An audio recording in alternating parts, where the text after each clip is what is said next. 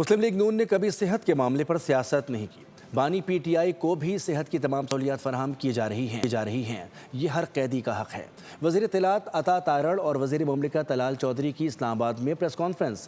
کہا کہ حکومت کا موقف پہلے دن سے واضح ہے کہ ملاقاتوں کا فیصلہ عدالتی حکم کے مطابق ہوگا۔ تمام حربے استعمال کرنے کے بعد بانی پی ٹی آئی کے پاس اب ہمدردی کارڈ رہ گیا ہے۔ ہمیں یہ نہ ہوگا ان کے علاج معالجے کے حوالے سے ہم نے کوئی ایسی بات کی ہو کہ جس سے یہ تاثر قائم ہوا ہو کہ ہم ان کی صحت کو لے کے کوئی طنز کر رہے ہیں یا اس پر کوئی ایسی جملے بازی کر رہے ہیں۔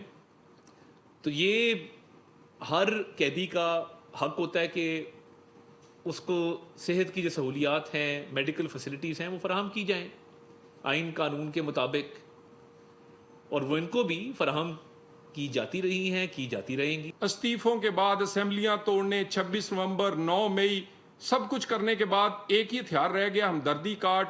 میرے بچوں کو نہیں ملنے دیتے اور میری بیماری، باقی ہر ایک کا حق ہے۔ عدالت نے اگر فیور دی ہے تو اچھا کیا تاکہ ان کی تسلی ہو سکے، ان کو بہانہ نہ ملے